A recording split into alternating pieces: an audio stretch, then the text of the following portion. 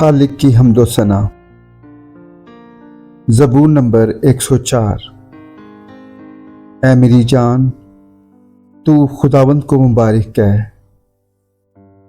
اے خداوند میرے خدا، تو نہایت بزرگ ہے، تو حشمت اور جلال سے ملبس ہے، تو نور کو پوشاک کی طرح پہنتا ہے اور آسمان کو سائبان کی طرح تانتا ہے۔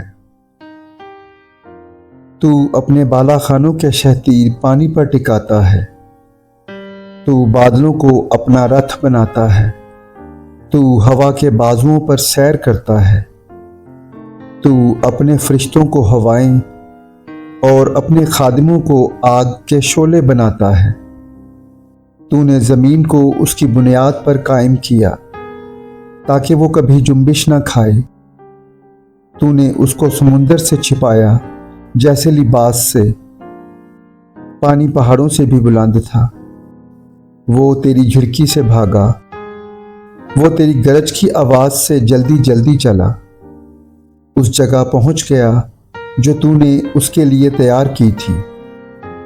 پہاڑ ابھر آئے، وادیاں بیٹھ گئیں، تو نے حد باندھ دی تاکہ وہ آگے نہ بڑھ سکے اور پھر لوٹ کر زمین کو نہ چھپائے۔ وہ وادیوں میں چشمے جاری کرتا ہے جو پہاڑوں میں بہتے ہیں، سب جنگلی جانور ان سے پیتے ہیں، گورخر اپنی پیاس بجھاتے ہیں، ان کے آس پاس ہوا کے پرندے بسیرا کرتے اور ڈالیوں میں چہچہاتے ہیں۔ وہ اپنے بالا خانوں سے پہاڑوں کو سیراب کرتا ہے، تیری صنعتوں کے پھل سے زمین آسودہ ہے۔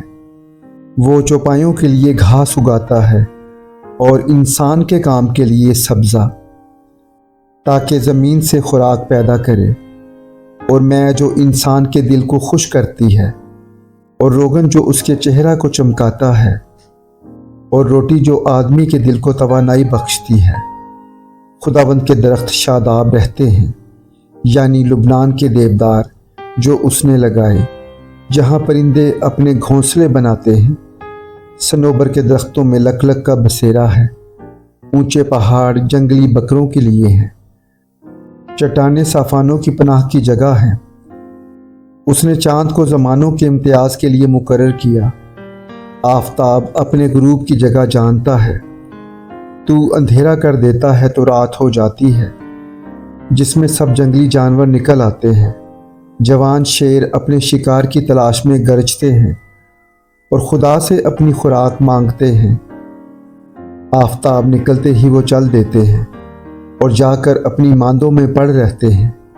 انسان اپنے کام کے لیے اور شام تک اپنی محنت کے لیے نکلتا ہے۔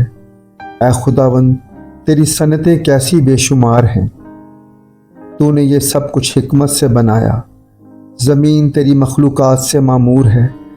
دیکھو یہ بڑا اور چوڑا سمندر، جس میں بے شمار رینگنے والے جاندار ہیں، یعنی چھوٹے اور بڑے جانور۔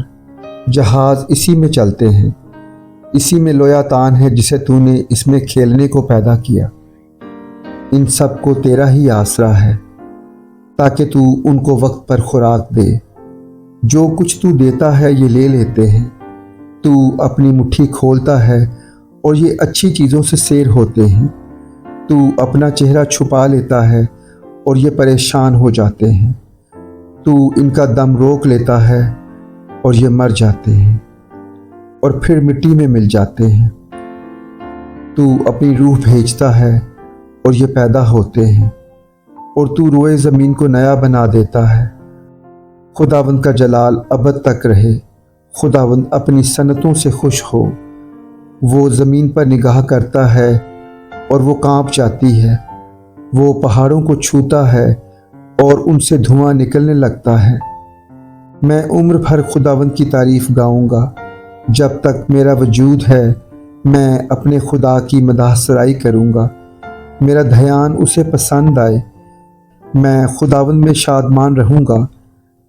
گنہگار زمین پر سے فنا ہو جائیں اور شریر باقی نہ رہے۔ اے میری جان، خداوند کو مبارک کہہ، خداوند کی حمد کرو۔ آمین۔